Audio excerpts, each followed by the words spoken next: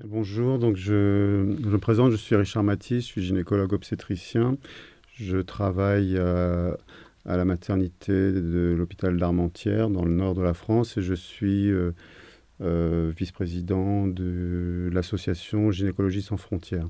C'est à ce titre que je parle sur les mutilations puisque avec notre association on a été sensibilisé à partir de 2006 à cette problématique qu'on ne connaissait absolument pas auparavant. Et on s'est rendu compte que dans la profession, il y avait très peu de connaissances sur les mutilations sexuelles féminines. Donc, depuis 2006, on travaille à sensibiliser, former les professionnels.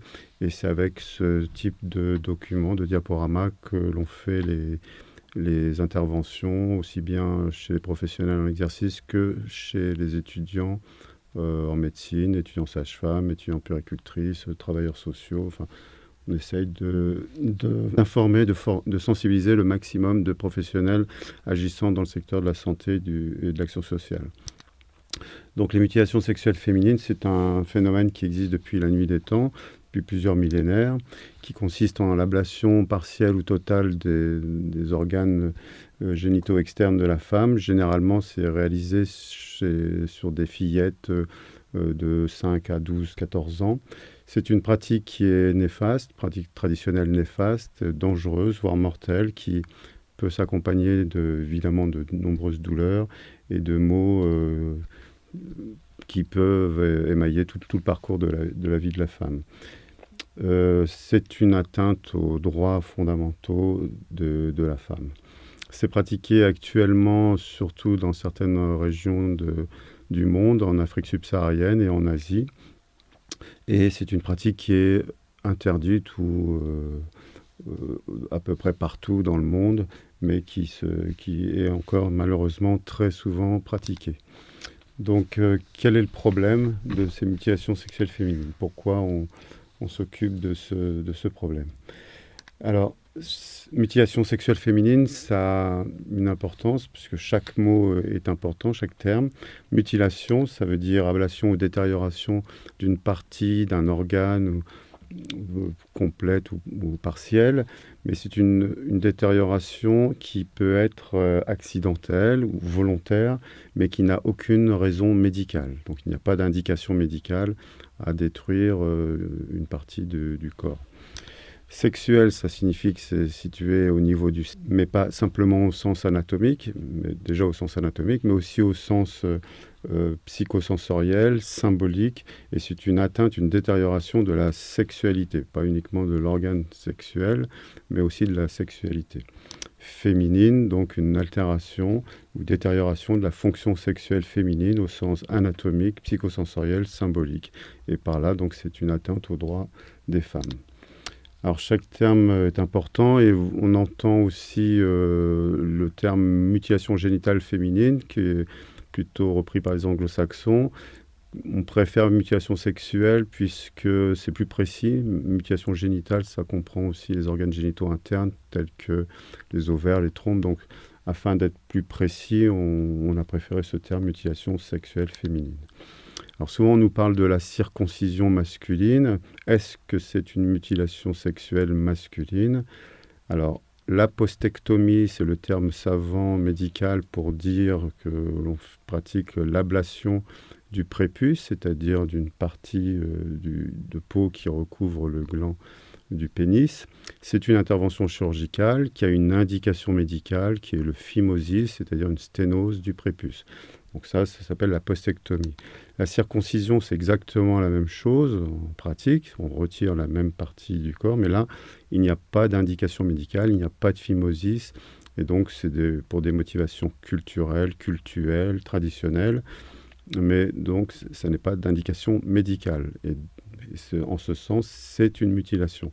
Une mutilation, point. C'est-à-dire que ça n'est pas une mutilation sexuelle, bien que ça se passe sur le sexe masculin, mais c'est une mutilation qui n'a pas pour mission de détériorer la fonction sexuelle. Et ce n'est pas une mutilation sexuelle masculine, puisqu'il n'y a pas de volonté d'atteindre la masculinité non plus. Donc la circoncision, ça n'est pas du tout la même chose que l'excision, ce qu'on appelle l'excision. Si on veut faire le parallèle entre l'excision féminine chez l'homme, on parle à ce moment-là de pénectomie, partielle ou complète, c'est-à-dire la section du pénis.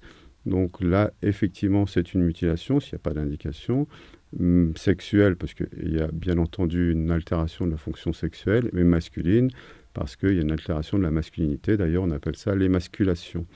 Donc si l'équivalent de l'excision chez la femme, pour l'homme, c'est l'émasculation. Donc vous voyez que ce n'est pas du tout le même principe. Donc on peut parler de la circoncision, mais c'est vraiment un autre débat. Et les mutilations sexuelles féminines, c'est déjà tellement vaste que là, on va se cibler sur ce thème. Je montre ici un rappel de l'anatomie des organes génitaux externes de la femme. Ça paraît des fois un peu idiot de montrer ce schéma, mais c'est assez important parce que finalement, c'est quelque chose qui est peu connu. Dans les bouquins d'anatomie, vous trouverez très peu de chapitres qui sont dédiés à l'anatomie de la vulve, probablement par des tabous, parce que voilà, sur le pénis, il y a ce qu'il faut, mais sur la vulve, il y a quasiment pas, ou un petit feuillet, mais pas grand-chose. Donc c'est toujours intéressant de voir comment est formée l'anatomie vulvaire, ce d'autant que nous, gynécos ou sages-femmes, on ne regarde pas vraiment. Finalement, on fait l'examen en pensant à ce que l'on cherche, c'est-à-dire on est plutôt en interne, donc on fait un toucher vaginal, une échographie, et on met dans notre cerveau ce qu'on cherche, donc on repère l'utérus, etc. Mais on ne regarde pas vraiment l'anatomie vulvaire, parce que ce n'est pas quelque chose dont on a l'habitude. Et donc, on a un peu de mal à connaître la normalité de la vulve et encore plus du clitoris, parce que ce n'est pas quelque chose qu'on regarde souvent. Alors, on décrit 4 types épidémiologiquement, 4 types de mutilations sexuelles. Le type 1, alors ça, c'est pour l'épidémiologie, c'est utile pour faire des études, pour pouvoir transmettre des informations. Mais pour l'individu, ça n'a pas d'importance, que ce soit un type 1, 2, 3 ou 4. Donc on va décrire 4 types. Le type 1 qu'on appelle la circoncision, qui est l'excision du capuchon clitoridien. Donc le petit morceau de peau qui est situé à la base du clitoris, qui mesure quelques millimètres, 1 ou 2 ou 3 millimètres. Donc c'est un type qu'on peut considérer comme théorique, parce qu'aller retirer uniquement la partie cutanée qui recouvre la base du clitoris, c'est quasiment impossible, à moins de faire ça avec des loupes binoculaires. Mais quand on voit dans quelles conditions sont réalisées les excisions, il est évident qu'il y a une effraction et une atteinte du clitoris. Donc là, on tombe dans le type 2, le type le plus fréquent, 80% des mutilations, qu'on appelle communément l'excision, qui consiste à couper le clitoris, et plus ou moins une partie importante des petites lèvres. Parce qu'on a vu sur le schéma précédent, dans l'anatomie, que les petites lèvres partaient quasiment du clitoris. Donc ça, c'est le type 2. Le type 3, c'est l'infibulation, qui consiste en fait à fermer l'orifice vaginal en laissant apertuer un petit orifice sur la fourchette postérieure, de manière à permettre l'écoulement des urines et du sang des règles, et qui représente donc 15% des mutilations. C'est bien entendu le type de mutilation le plus grave au niveau médical. Le type 4, ce sont tous les autres procédés de mutilation. Et là, on voit que l'imagination est assez floride. Donc il y a l'introcision, la cautérisation, la scarification. Le but étant souvent de faire saigner et de rétrécir l'orifice vulvaire, grosso modo. Donc les types 2 et 3, ça représente 95% des mutilations. Les types 1 et 4, ça représente 5% des mutilations. Donc on va s'attarder surtout sur les types 2 et 3. Le type 1, là vous avez un schéma qui vous montre à quoi ça correspond. Bon, un type plutôt théorique. Là vous voyez une image, c'est un film que vous ne verrez pas, mais on voit une excision et on voit très bien qu'il est impossible de retirer juste la partie cutanée. Le type 2, le type le plus fréquent, donc on retire le clitoris et une partie plus ou moins importante des petites lèvres. Vous voyez que l'orifice urétral qui est situé juste à côté, juste en dessous du clitoris est visible, donc il n'est pas barré par la cicatrice. Et l'orifice vulvaire est perméable, il est normalement perméable. Donc voilà, alors il faut savoir que le type 2, c'est un diagnostic très difficile. Là, vous avez une image en gros plan, sans système pileux, on parle de ça, donc on regarde, et malgré tout, c'est quand même pas évident comme diagnostic, parce que déjà, on n'a pas l'habitude. On peut avoir des clitoris qui sont recouverts de peau, donc voilà, des variantes anatomiques. Là, on voit qu'il y a le clitoris il est un peu on voit qu'il bombe encore un peu, donc le moignon clitoridien est en dessous. On se rend compte que les petites lèvres ont été complètement coupées aussi. Mais ça reste un diagnostic difficile. Il faut savoir que si on n'y pense pas, les gens ne viennent pas pour ça initialement. Plus le système pileux, comme on ne regarde pas, on passe à 100% à côté des excisions. Qu'on soit gynéco, sage-femme, et ça, les gens ont un petit peu de mal à comprendre qu'on ne le voit pas. Mais c'est parce que c'est un diagnostic difficile. Donc il faut y penser, et bien même quand on y pense, ça n'est pas toujours évident, et donc il faut des fois s'aider de l'interrogatoire pour essayer d'avoir une confirmation. Le type 3, plus facile, disons, à repérer, puisque là, il y a une infibulation. Vous voyez qu'il reste juste un petit orifice. Le but, c'est de fermer l'orifice, mais bien souvent, c'est associé à une excision, c'est-à-dire qu'on retire le clitoris, toutes les petites lèvres à 100%, et on referme les jambes, ou on recoud même, de manière à fermer l'orifice vulvaire en laissant un petit bambou à fourchette postérieure, de manière à laisser un orifice pour permettre l'écoulement des urines. Vous voyez qu'on ne voit plus l'urètre, donc les urines coulent le long de la face postérieure de la cicatrice et s'extériorisent par ce petit orifice. De même pour le sang des règles. Là, voilà une image donc de type 3, avant-après, et là c'est avec suture. Là, un schéma, un type 3 majeur, vous voyez qu'on a à peine un orifice inférieur. Là aussi, là, c'est pas un schéma, c'est une photo. Vous voyez que l'orifice est vraiment tout petit. Ici, c'est un type 3 que nous avons suivi à Lille, qui venait avec son mari parce que, justement, il n'arrivait pas à avoir de rapport, parce que là, l'orifice était tellement petit que ça ne permettait pas les rapports. Un autre type 3. Et donc, il y a des types 2-3 qui sont situés entre le type 2 et le type 3. Ça n'a pas beaucoup d'importance, mais c'est pour les statistiques, mais pour l'individu, ça revient au même. C'est aussi grave d'avoir un type 2, type 3 ou type 2-3. Mais pour nous, c'est important. Donc le type 2-3, c'est selon l'ouverture, la perméabilité restante de l'orifice vulvaire. Donc on peut être amené à avoir un type 2-3 qui est suffisamment perméable pour permettre un rapport, une pénétration, donc une grossesse, mais pas du tout perméable pour permettre un accouchement par voie basse. Donc, on va voir après ce qu'on peut faire dans ces types de 3. Voilà un type de 3. Donc, vous voyez que l'urètre peut être plus ou moins visible, mais on voit très bien que là, pour un accouchement par voie naturelle, ça risque d'être assez compliqué. Alors, là, on a vu un peu tous les différents types de mutilations, sachant que ce qui nous intéresse, c'est surtout l'excision et l'infibulation. Alors pourquoi toutes ces mutilations? Parce que c'est quelque chose qui date de plusieurs millénaires. Alors ça part, comme toutes les croyances, d'une vérité. Donc on part de quelque chose qui est vrai. Et donc nous avons tous été embryons. Donc quand nous étions embryons, nous avions un sexe indifférencié. Pendant notre vie fétale, on s'est différencié, soit vers le sexe féminin, soit vers le sexe masculin. Et le clitoris, c'est anatomiquement, dans l'organogénèse des organes génitaux externes, c'est le résidu masculin du sexe féminin. Ça veut dire que le sexe féminin, le clitoris, c'est ce qui devient le pénis quand ça se différencie du côté masculin. Donc, un sexe qui a ce clitoris, c'est un sexe impur. Voilà une première croyance. Et de ça, on peut dire, ben voilà, si on ne retire pas le clitoris, le sexe n'est pas pur. Et donc, cette femme qui a encore ce résidu masculin, elle ne pourra pas être enceinte, elle ne pourra pas être féconde, elle n'est pas pure, donc on va pas... elle ne pourra pas aller... on ne va pas manger ce qu'elle cuisine, par exemple. Enfin, ça peut prendre différentes déclinaisons.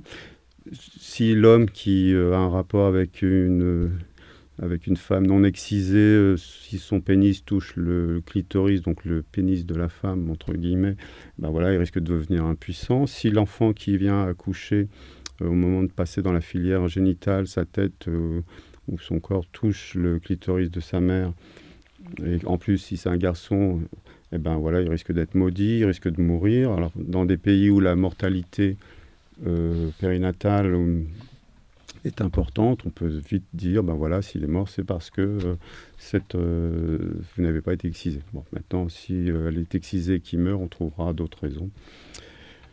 Donc voilà, c'est toutes ces croyances qui tournent autour de ce clitoris qui est quelque chose d'impur. Alors, c'est pas beau, c'est un vestige de l'homme, ça sent pas bon, etc. Ça peut gêner si la femme est enceinte, ça peut grossir. Enfin, je vous donne tout ce qu'on entend dans les témoignages des exciseuses. Ça peut grossir, gêner la marche, parce que ça prend un tel volume.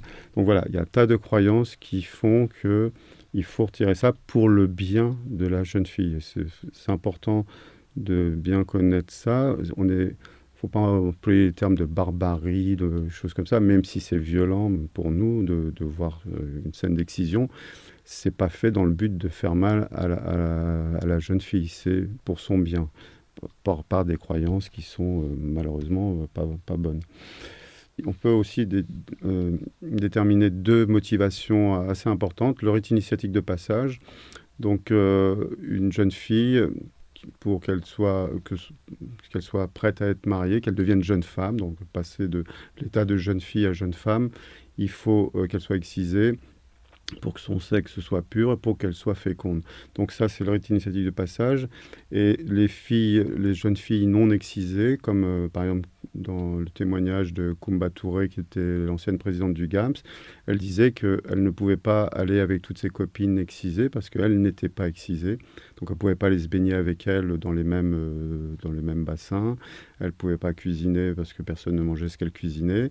Et donc c'est elle qui a demandé à être excisée pour pouvoir ne plus être marginalisée et retrouver ses copines qui étaient elles-mêmes excisées. Donc ça, c'est un peu le rite initiatique du passage, où ça s'accompagne souvent du mariage, qui est bien souvent mariage arrangé, forcé, et puis après, dans le but de la reproduction. Donc ça, c'est une grande raison où on va exciser plutôt les jeunes filles au moment de l'adolescence, où elles vont devenir jeunes femmes, entre guillemets, prêtes à être mariées et à avoir des enfants.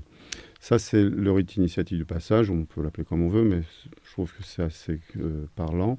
Et il y a aussi la répression sexuelle, bien sûr. Alors, de tout temps dans la société humaine, même avant la préhistoire, l'homme sort du foyer. Il va à la cueillette, il va à la chasse, il va à la guerre, il va au travail, mais il est toujours vers l'extérieur, alors que la femme est plutôt vers l'intérieur du foyer.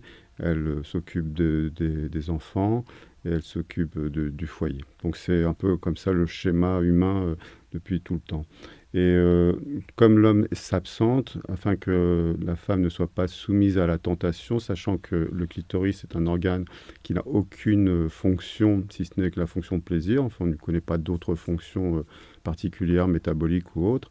Donc c'est le seul organe qui n'a que pour fonction la fonction plaisir. Donc il faut retirer ce clitoris afin que la femme ne soit pas soumise pendant l'absence de son compagnon. Et on retrouve ça aussi chez les croisés, pendant les croisades, quand les parties faire leur croisade, les belles princesses, on leur mettait une ceinture de chasteté mécanique, et ça n'est rien d'autre que la même chose qu'une infibulation, sauf que l'infibulation, c'est une ceinture de chasteté anatomique. Donc cette cicatrice-là ne permet pas les rapports. Les croisés faisaient pareil, mais avec une grosse chaîne et un cadenas.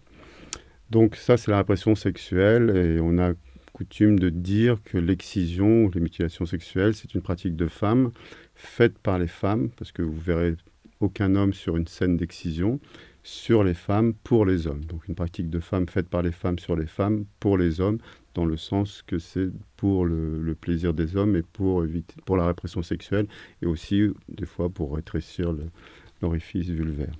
Donc voilà un peu les différentes motivations qui peuvent expliquer pourquoi c'est quelque chose qui est ancré comme ça, qui est très difficile de lutter contre ces croyances, qui se perpétuent comme ça de génération en génération et qui sont faites bien plus souvent pour rendre service à la jeune fille. Donc il n'y a pas une volonté de nuire, même si ce sont des pratiques néfastes. La religion, parce qu'on entend beaucoup dire de raccourcis avec la religion. Donc il n'y a pas de rapport entre l'excision et la religion. Toutes les religions ont pratiqué l'excision et aucune religion ne prescrit l'excision. Donc il faut vraiment, ça c'est vraiment très ancré dans la croyance de toutes les populations. Même dans les populations excisantes, il y en a beaucoup qui sont persuadés que c'est un précepte religieux. Donc ça n'a aucun rapport avec la religion musulmane et c'est toujours très désagréable d'entendre les politiques faire l'amalgame dans la même phrase entre la laïcité, l'excision, le mouton dans la baignoire et le voile. Ça fait un peu hérisser les poils parce que l'excision n'a strictement rien à voir avec la religion. Là, sur ce schéma, on voit les différentes religions des femmes excisées. Vous voyez qu'au Kenya, il y a plus de femmes chrétiennes excisées que de femmes musulmanes. Alors moi, j'aime bien un petit peu provoquer, surtout quand je vais faire les cours à l'université catholique. Je dis, si on veut considérer que l'excision est en rapport avec la laïcité, ben moi je dirais, si c'est un problème musulman, parlons clairement, parce que souvent on fait l'amalgame entre islam et excision, et ben la pédophilie, on peut dire aussi que c'est un problème catholique. Voilà, donc c'était juste une petite... pour essayer de marquer les esprits, mais je sais bien que ça va rester quand même ancré dans les trucs. Essayez de bien vous souvenir que ça n'a pas de rapport avec la religion, même si c'est vraiment une croyance encore qui est bien inscrite dans la population. Donc pourquoi on s'occupe de ça? Parce que finalement, ça ne nous regarde pas trop, c'est un problème culturel, bon, ça se passe assez loin. Bon, est-ce que c'est important de s'en occuper? Pourquoi? Alors, parce que déjà, c'est très fréquent, donc il y a une fréquence importante. Il y a beaucoup de complications médicales, psychologiques, et puis c'est un devoir de la part des professionnels, puisqu'on rentre dans un cadre légal. Vous avez une mutilation le plus souvent infantile, donc c'est un crime. Donc il y a des devoirs vis-à-vis d'un crime ou de la connaissance d'un crime sur enfant. Alors la fréquence, les chiffres sont toujours les mêmes. C'est là de 2005, qui date un peu. 130 millions de femmes mutilées dans le monde, 45 000 à 65 000 femmes en France mutilées ou susceptibles de l'être, et 2 à 3 millions de fillettes qui sont mutilées par an. Donc on dit 50, on va dire 55 000 femmes en France mutilées ou susceptibles de l'être, parce que c'est un terme qu'on emploie bien souvent, parce que bien entendu il n'y a pas de registre des mutilations, donc il est difficile de faire de l'épidémiologie. Donc on a une cartographie de la fréquence, de la prévalence des mutilations dans les pays où actuellement ça se pratique, donc en Afrique subsaharienne par exemple, où on voit qu'en Guinée, j'ai la Guinée en tête, c'est 95,3% de mutilations.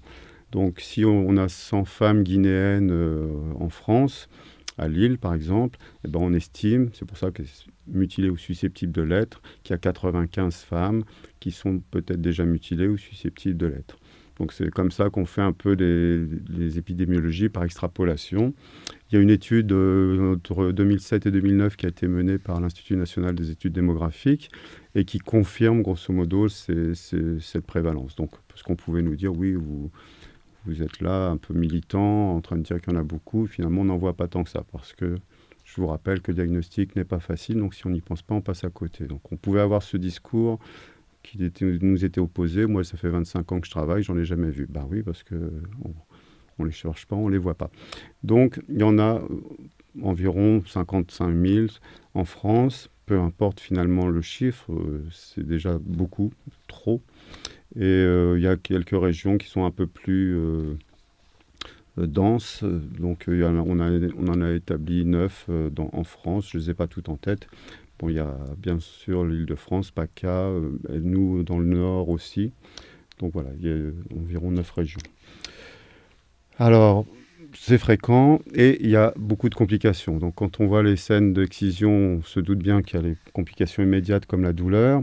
Une douleur qui peut être tellement intense que ça peut entraîner le décès par choc neurogénique, mais aussi par hémorragie, parce qu'il faut exciser dans le bon sens, parce qu'on peut rentrer dans des plexus veineux et puis avoir des saignements distillants qui finalement entraînent le décès. Tous les ans, il y a des décès de fillettes après excision. L'infection, parce que c'est fait dans des conditions complètement sans asepsie, bien entendu, à même le sol, avec une lame, et c'est pas une personne, c'est souvent une cohorte de 10-20 personnes qui sont excisées avec la même lame. Donc il y a des infections type tétanos, des infections bactériennes. Et puis il y a des blessures de proximité, donc urinaires. On a vu que l'uméa urétrale était très proximale du clitoris. Donc ça peut entraîner des rétorsions aiguës d'urine, etc. On a même décrit des fractures, fracture humérus, fracture fémur, par contention au moment de l'excision. Et le décès, donc, pour toutes ces raisons, qui peut survenir aussi. Des complications à moyen terme, donc c'est la douleur, évidemment, la douleur qui peut être organique, au niveau donc, de l'excision, de l'infibulation, et des douleurs aussi morales, psychologiques, bien entendu. L'infection, les infections là, par transmission sanguine, hépatite B, C, HIV. Au niveau gynécologique, donc des infections pelviennes, des difficultés menstruelles. On peut avoir, quand on a une infibulation, une difficulté à évacuer le sang des règles. Donc, s'il ne s'évacue pas, ben, il reste. Il se constitue en pseudokyste, en pseudotumeur. On appelle ça un hématocolpose, qui peut être dans le vagin, dans l'utérus, qui peut être douloureux, qui peut entraîner une stérilité.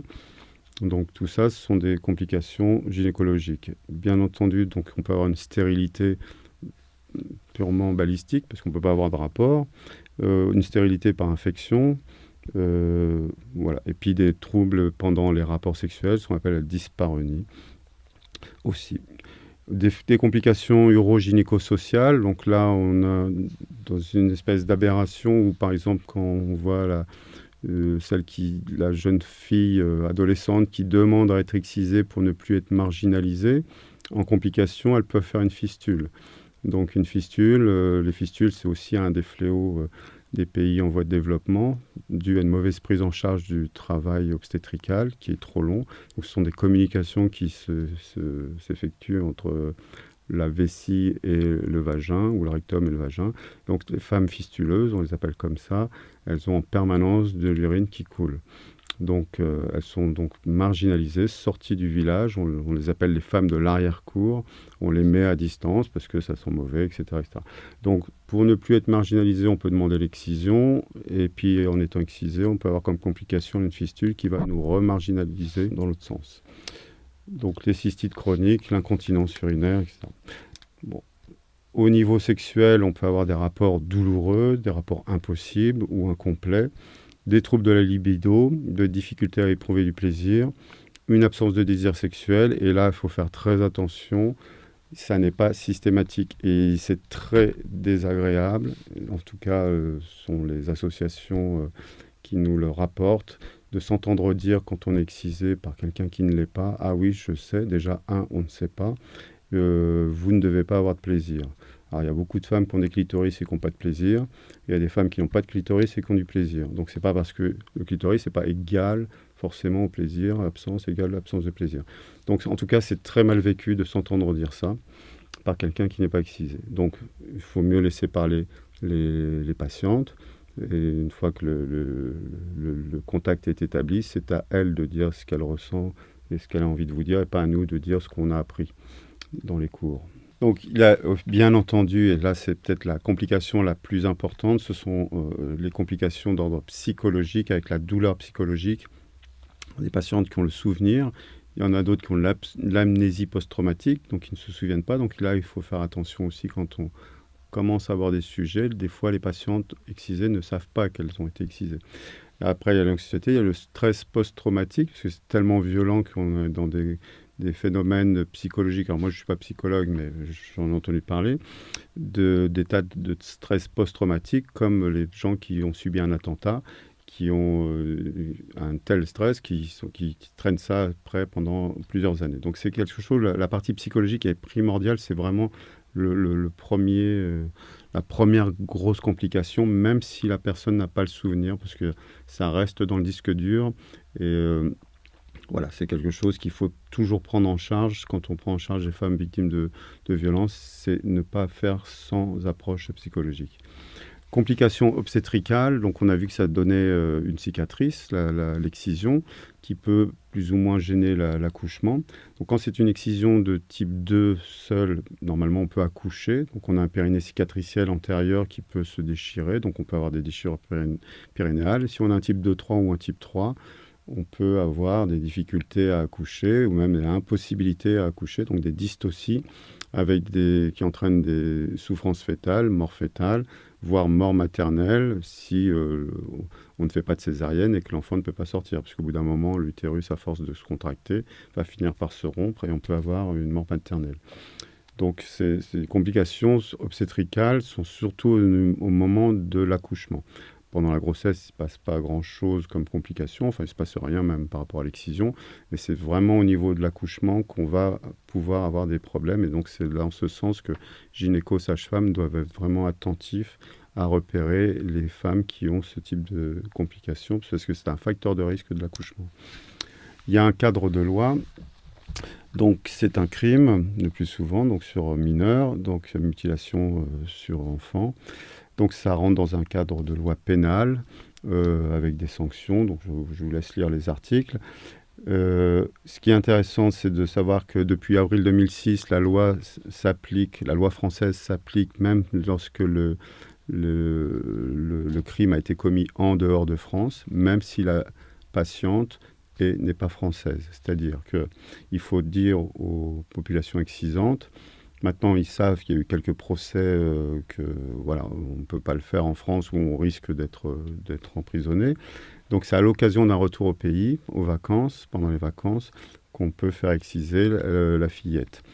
Et donc il faut dire que c'est pas parce qu'on l'a fait en dehors de France et que la fillette n'est pas française ou que les parents ne sont pas français. À partir du moment où on réside en France, on est soumis à la loi française. Ça, c'est depuis avril 2006 et donc il faut informer les patients et pas les informer dans le sens répressif, pas leur dire attention, vous risquez d'aller en prison, etc. Mais il faut essayer de garder le contact le plus possible avec ces femmes qui sont persuadées qu'elles font ça pour le bien de l'enfant. Et donc il faut rester en empathie avec eux, même si c'est compliqué, de manière à ne pas les bloquer, parce que vous ne reverrez pas une femme à qui vous avez menacé de l'envoyer en prison, etc. Vous la gardez, vous continuez à garder le contact en lui disant attention, si vous le faites, il faut savoir quand même qu'en France, maintenant la loi elle est comme ça depuis 2006 et vous risquez quand même, c'est pas parce que vous le faites en dehors que vous ne risquez rien.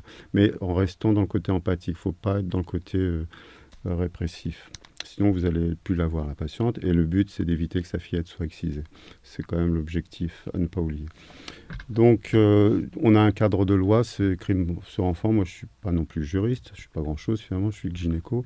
Mais on a des devoirs de dénonciation, des devoirs de signalement quand on est témoin d'un crime sur enfant, ou même, je crois, sur adulte, ou qu'on est conscient qu'il peut y avoir. Donc on a ce type de devoir en tant que professionnel et des fois il faut lever le secret pour protéger une fillette qui risque de subir un crime. Alors c'est pas toujours évident quand on est tout seul face à cette situation, de passer directement à l'étape judiciaire avec le procureur. On n'a pas l'habitude d'appeler les procureurs comme ça toutes les 5 minutes. C'est pas dans notre donc c'est pas dans notre culture, disons. Et puis, en plus, ça peut être dangereux. Si le procureur ne connaît pas bien ce thème que sont les mutilations, et c'est bien souvent le cas, parce que pas grand monde, finalement, connaît... beaucoup de monde méconnaissent ce que sont les mutilations. Et le but, c'est pas d'envoyer une fourgonnette de policiers à 6 heures du matin et puis de mettre les menottes aux parents. Donc, il faut que ça soit fait avec... faut que ça soit dans un cadre... avec du tact, parce qu'on n'est pas dans un crime de pédophilie ou un crime de terrorisme. Donc, il faut se servir des travailleurs sociaux qui sont là, l'interface entre le milieu de la santé et le milieu juridique. Et puis, il faut surtout ne pas rester seul. Mais en général, dans tout ce qui est violence, il ne faut pas rester seul à gérer tout seul. Déjà, psychologiquement, c'est pas facile. Mais en plus, techniquement, c'est aussi très compliqué. Donc, il faut s'intégrer dans des réseaux avec des professionnels qui sont déjà formés, sensibilisés, de manière à passer des coups de fil et ne pas rester seul face à ce type de situation. Donc on peut faire un signalement, on peut faire une information préoccupante, Il y a plusieurs outils pour essayer d'éviter qu'une fillette soit excisée. Alors, comment dépister ces femmes? Donc, il faut connaître les pays à risque, dits excisants. Il faut savoir y penser. Donc, une fois qu'on a repéré une femme qui peut être potentiellement excisée, puis après, il faut savoir comment aborder le sujet. Alors, les pays excisants, c'est facile, c'est du dépistage ciblé pour l'instant, puisqu'on a vu que c'était l'Afrique subsaharienne et l'Asie. Donc, comme quand on voit une patiente noire, on va se poser la question, est-ce qu'il n'y a pas une maladie tropicale, est-ce qu'il n'y a pas maladie drépanocytose, thalassémie? Là, on doit se poser aussi la question, est-ce qu'il n'y a pas une excision? Donc, parce que ça fait partie des facteurs de risque. Donc, c'est un dépistage ciblé. On ne va pas demander à toute la population que l'on croise s'ils sont excisés. Non, on va cibler effectivement l'Afrique subsaharienne, de couleur noire, ou les Asiatiques. Donc, ça permet déjà de faire des dépistages ciblés. Alors, il faut savoir que là, pour l'instant, c'est la zone. Ça ne veut pas dire que ça se passe uniquement là-bas. Ça s'est passé partout dans le monde, à différentes époques, y compris en France, puisqu'en France, il y avait dans les traités de gynécologie le traitement de l'excision pour traiter une pathologie extrêmement grave, qui était la masturbation féminine ou l'hystérie. Donc, ça a été dans les traités de médecine. Et on a fait ça pendant, il y a 2 siècles encore. Donc, on faisait l'excision aussi partout dans le monde.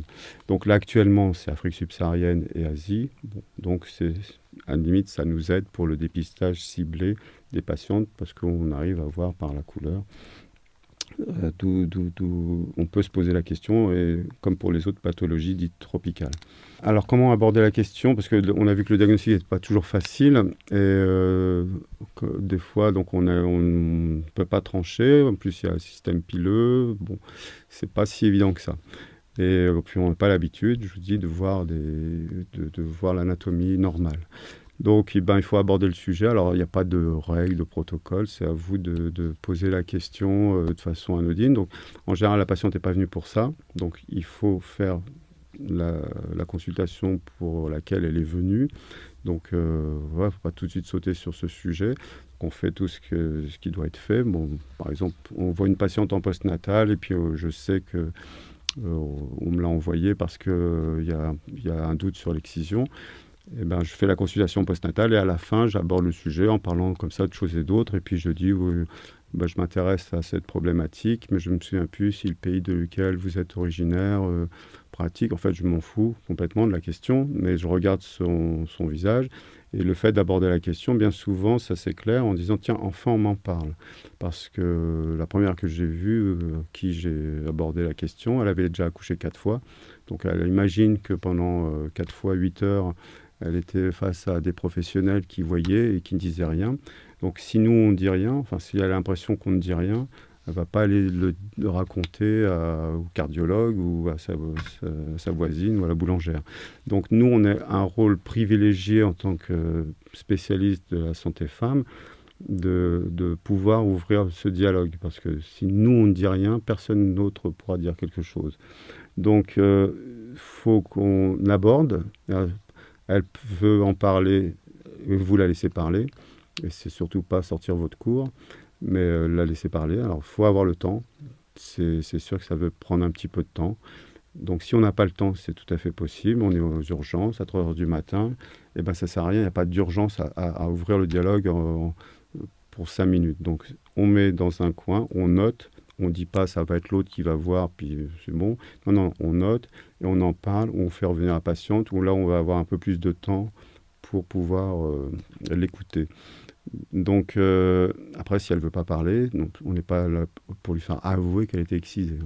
Donc, c'est important, une fois que le dialogue est établi, de la laisser parler, de la relancer en lui demandant ce qu'elle sait, ce dont elle se souvient, si elle souhaite, ce qu'elle pense de cette pratique, des conséquences sur la santé, etc., ce qu'elle souhaite pour ses enfants, éventuellement, si elle connaît la loi, mais toujours dans un contact empathique et sympathique, pas le genre je vous pose des questions pour voir si vous n'êtes pas tendance à vouloir continuer l'excision. C'est pas ça qu'il faut faire, parce que ça, vous allez tout de suite s'en rendre compte. Les gens, ils sont pas idiots, et et vous allez les perdre. Ils ne vont pas venir vous voir en sachant qu'ils risquent. Donc, il faut rester dans le contact et le but, c'est d'aller ensemble vers, voilà, pour qu'on explique, de vous informer qu'il y a des risques, etc., pour l'enfant, même pour vous, etc., etc.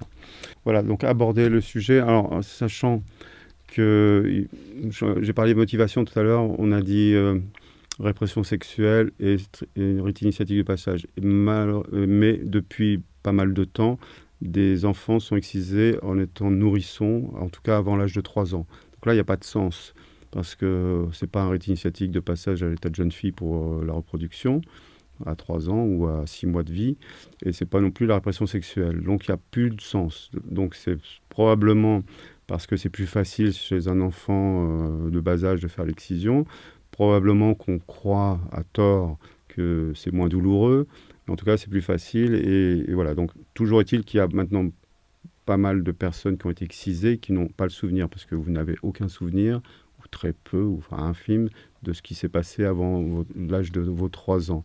Donc, excision, pas excision, traumatisme, les enfants, enfin, nous tous, là, on n'a pas de souvenir de ce qui s'est passé entre 0 et 3 ans, en gros. Donc, il y a des femmes qui ne savent pas qu'elles sont excisées. Donc, ils vont le découvrir soit pendant leur adolescence, soit pendant leur relation sexuelle, et des fois, pas du tout. Donc, vous, si vous avez ce doute ou vous abordez la question, il faut faire avec autant de tact que du diagnostic anténatal où c'est dur, ou d'une annonce de cancer. Donc c'est vraiment dans cette démarche qu'on va faire l'annonce, où on va parler à cette patiente en disant, bon, voilà, apparemment, elle va peut-être apprendre ça de vous ce jour-là. Donc c'est pour ça qu'il faut garder un petit peu de temps, et il ne faut pas lui lancer de but en blanc, ah bah tiens, vous êtes excisé, comme si c'était que tout le monde était au courant. Donc il faut toujours, et même si elle a plus de 3 ans quand elle a été excisée, il y a des amnésies post-traumatiques, et donc il y a des gens qui n'ont pas le souvenir alors qu'ils ont été excisés à 12 ans, qu'ils ont été excisés tellement ça a été violent, comme on peut voir dans les troubles psychologiques post-traumatiques. Donc voilà, le rôle qu'on a est fondamental pour pouvoir leur permettre d'ouvrir la parole là-dessus, parce que personne d'autre que nous pourra le faire. Et nous, si on ne le fait pas, en tout cas, on cautionne le fait qu'elle n'a plus le droit de le dire. Il faut prendre en charge, on sait bien d'avoir fait parler la patiente. Déjà, c'est un premier pas dans sa reconstruction. Mais après, il faut l'écouter et l'aider, l'accompagner. Donc c'est là où il faut se remettre dans le réseau, parce qu'on ne peut pas faire ça tout seul. Donc il y a les associations, il faut avoir quelques noms d'associations où on peut inciter à aller voir ces associations, où il y a des groupes de parole, où il y a d'autres personnes qui ont subi l'excision, où elle pourra comme ça rencontrer d'autres personnes et continuer à parler.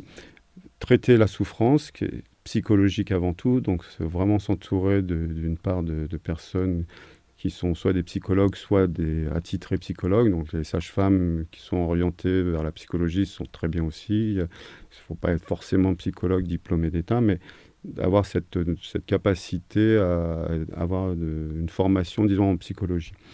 Et puis traiter la souffrance organique, ça peut arriver. C'est moins fréquent, mais il peut y avoir des douleurs importantes au niveau du moignon clitoridien, des douleurs type névralgique. Donc ça peut se traiter chirurgicalement. C'est pas difficile, et puis ça peut rendre vraiment des services importants. Il y a aussi des pseudokystes sur la cicatrice, tout ça peut s'enlever. Donc la partie organique, disons, médicale, chirurgicale, c'est ce qu'il y a de plus simple. La partie psychologique, c'est ce qu'il y a de plus compliqué et de plus long à mettre en place.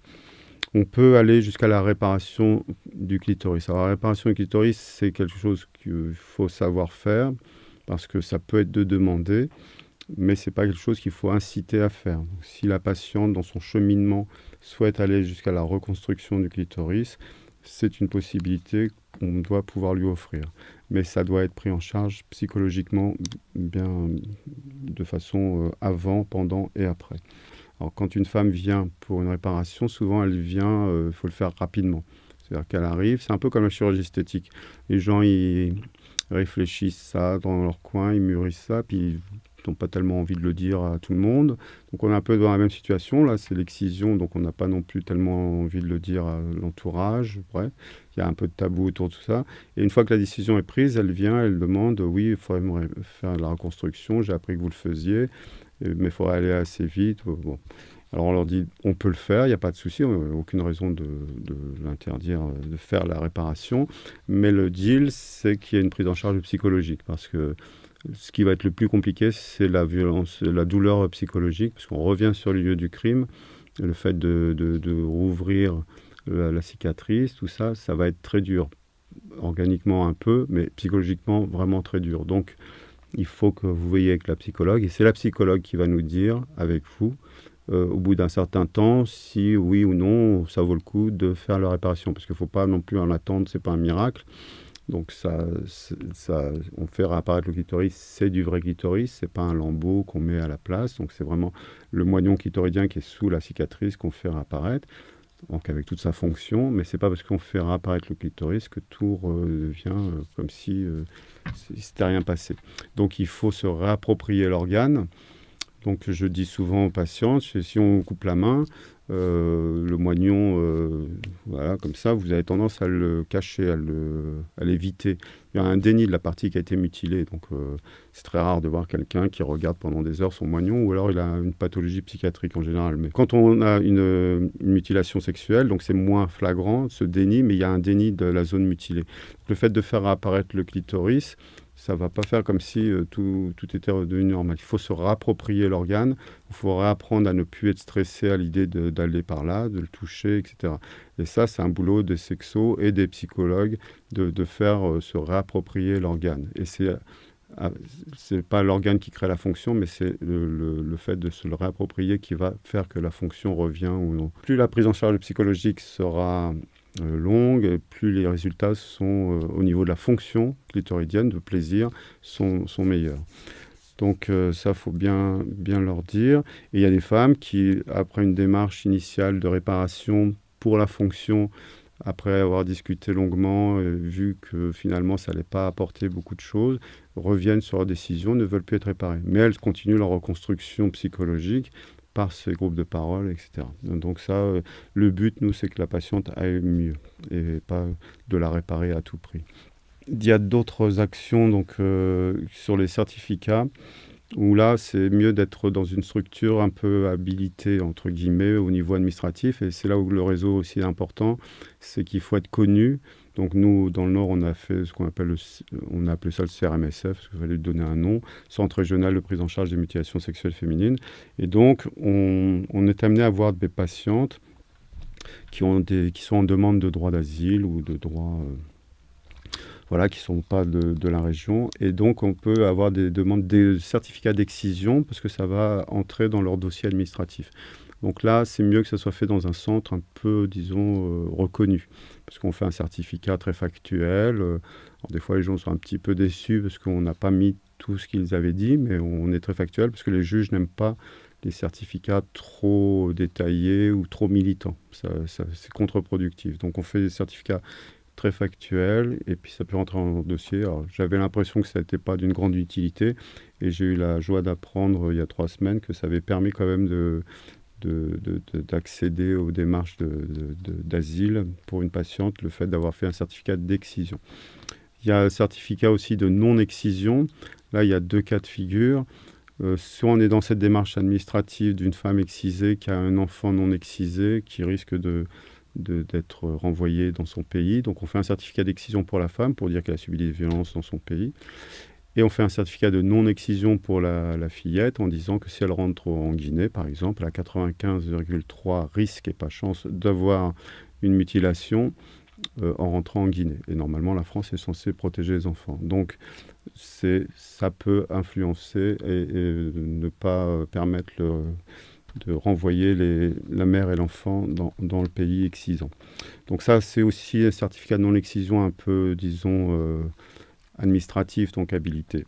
Mais il y a un autre certificat de non-excision qui est important et que tout le monde doit pouvoir faire, même médecin, pas médecin ou pas habilité à examiner. Donc si vous êtes habilité à examiner un enfant, donc gynéco, pédiatre, sage-femme, vous pouvez faire un certificat de non-excision. Souvent, c'est à la demande des parents parce qu'à l'occasion d'un retour au pays, il y a un risque que l'enfant soit excisé, même si les parents sont contre l'excision. Il y a une telle pression communautaire une fois qu'on est dans le pays, Donc ils ont le droit d'aller en vacances. Ils savent qu'en allant en vacances, l'enfant, dès qu'ils auront le dos tourné, elle sera excisée. Parce qu'on ne comprend pas pourquoi on ne veut pas exciser cet enfant, parce que c'est bien pour elle, parce que tout le monde est excisé et que c'est vraiment bien pour elle.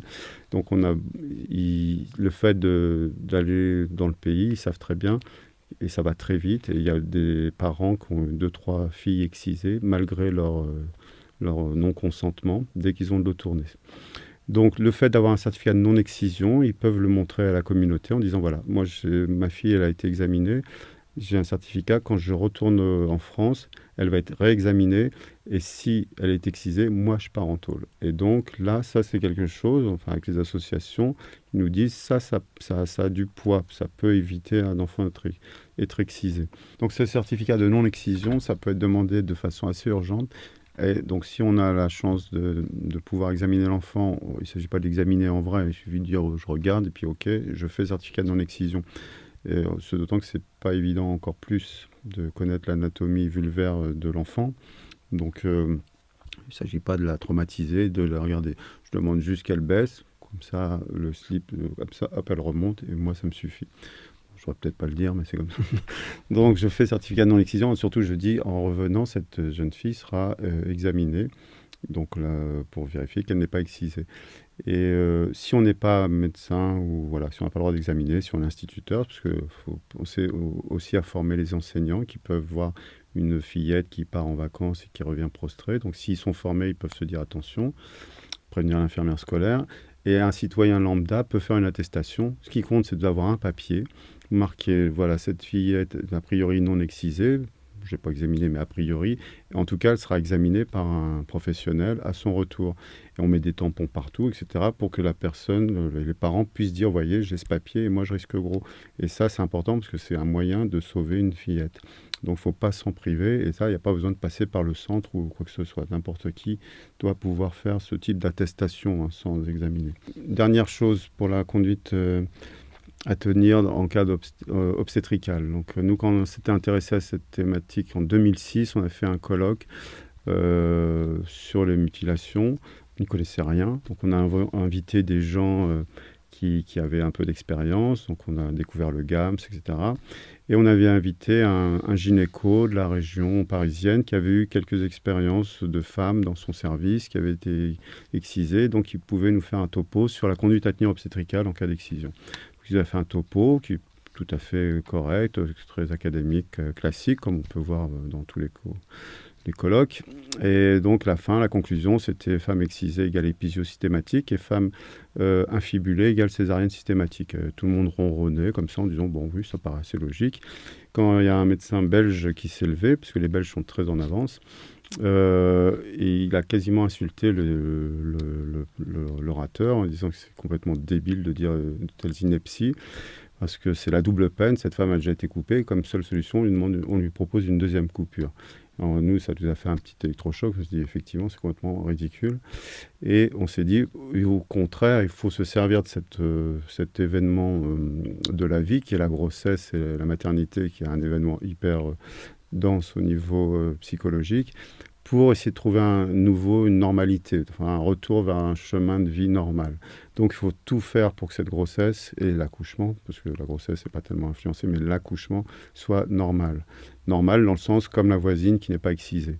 C'est-à-dire que s'il doit y avoir une épisio, c'est comme la voisine qui n'a pas d'excision, il y aura une épisio parce que c'est nécessaire, bon ça peut arriver. S'il y a besoin de faire une césarienne, ce sera parce qu'il y a un problème de souffrance, etc., fétale, comme la voisine qui n'est pas excisée ou infibulée, mais pas à cause d'eux. Et donc le but, c'est vraiment de faire de cet événement hyper important un événement normal, d'un retour dans la normalité dans son chemin de vie. Alors quand on est infibulé, évidemment, c'est difficile d'accoucher par voie basse, donc il faut désinfibuler. Alors là, plus on est au courant tôt dans la grossesse, mieux c'est, parce que comme ça on peut discuter tranquillement, préparer les choses, faire l'annonce, faire la prise en charge psychologique. La désinfibulation, le geste technique, comme tout ce qui est technique dans les mutilations, est simple, c'est pas compliqué, mais c'est tout l'entourage autour psychologique. Et le but est de désinfibuler et puis de permettre l'accouchement par voie naturelle sans faire de césarienne à cause d'infibulation. Alors, moi, je vous fais part de mes erreurs de jeunesse. Donc, deux erreurs que j'ai faites au début.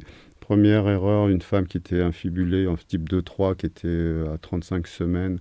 Et donc, on a discuté. On a réussi à. Voilà, elle était tout à fait d'accord pour être désinfibulée. Et elle demandait en même temps à être réparée. Donc, première erreur. Pourtant, j'avais demandé à des collègues, est-ce qu'on peut réparer et tout. On me dit non, non. Et moi, je démarrais, donc je l'ai réparé. Bon, c'est complètement débile, il ne faut pas le faire. C'est tellement important au niveau psychologique, la réparation et tout ce qui tourne autour. Et la grossesse, qu'il ne faut pas mélanger les genres, quoi. On a tout le temps de réparer à distance, une fois qu'il n'y a plus que ça, disons, à s'occuper, parce que ça va être assez dense. Mais pas mélanger la maternité, la réparation. Donc, bon, c'est une erreur. Et deuxième erreur que j'ai faite, une patiente qui est arrivée à 39 semaines avec un type 2-3, la sage-femme qui m'appelle en disant oui, là c'est sûr, j'ai essayé de lui en parler, elle ne peut pas répondre. Alors moi je prends le téléphone, erreur, j'appelle la patiente et je fais ça par téléphone. Je dis vous ne pourrez pas accoucher par voie naturelle, manifestement, il faudrait qu'on se voit, etc. Et puis 10 minutes après, l'infirmière, parce qu'elle était dans un centre mère-enfant, qui m'appelle en me demandant ce que je lui avais fait, tellement elle était en larmes, etc. Donc, il n'y a pas d'urgence. Enfin, on ne va pas sauver tout le monde, c'est sûr. Il n'y a pas d'urgence à faire le diagnostic. Donc, il y en aura qui passeront, qui auront une césarienne parce que, ben voilà, on ne peut pas désinfibuler. Mais voilà, ce que je veux dire aux étudiants, etc., c'est pas parce que vous voyez quelqu'un et puis vous avez fait le cours, qu'il faut courir en disant ouais, il faut venir voir, j'ai vu une infibulation. Il n'y a pas d'urgence à faire la prise en charge. Il vaut mieux la faire à froid, dans des bonnes conditions. Et puis après, on s'était dit la désinfibulation, on peut la faire pendant le travail, sous péridurale, etc. Et on s'est dit finalement, c'est pas super bien comme situation. On est dans un contexte déjà assez oui, c'est psychologiquement très remuant pour toutes les femmes qui accouchent. Donc mettre la désinfibulation au milieu de tout ça, faut mieux vraiment le faire en dehors, en anténatal, même à 37 semaines, hein, c'est pas très grave, mais que ça soit fait à froid, bien en dehors de l'accouchement. Bon. Donc voilà, c'est pour la prise en charge obstétricale, les mots-clés, c'est pas de césarienne systématique et pas d'épisio systématique. Et essayer de trouver un chemin de normalité dans leur vie par le biais de la grossesse. Et voilà, donc pour conclure, parce que c'était un peu long, il faut se souvenir, donc on a un rôle qui est primordial, les gynécos, sages-femmes, d'accord, mais aussi tous les professionnels de santé, ça rejoint aussi la thématique des violences faites aux femmes. On a un rôle primordial, nous, en tant que professionnels de santé, pour permettre à ces femmes de libérer la parole. Donc, il ne faut pas s'en priver, et c'est même plutôt que de ne pas s'en priver, c'est plutôt un devoir de le faire. Et il ne faut surtout pas rester seul. Et donc, une fois qu'on a commencé à s'intéresser à ces thématiques, au départ, on est un petit peu stressé, mais puis finalement, c'est assez passionnant, assez valorisant presque. Et donc, il faut s'intégrer dans le réseau, parce qu'il existe ce réseau, il y a déjà pas mal de professionnels, des associations bien sûr, les travailleurs sociaux, la police, la justice, et de manière à ce que les professionnels de santé, qui sont un peu les derniers là, de la liste, réintègrent ce réseau et fassent partie pleinement de ce réseau de prise en charge des violences, y compris des mutilations sexuelles féminines. Je vous remercie.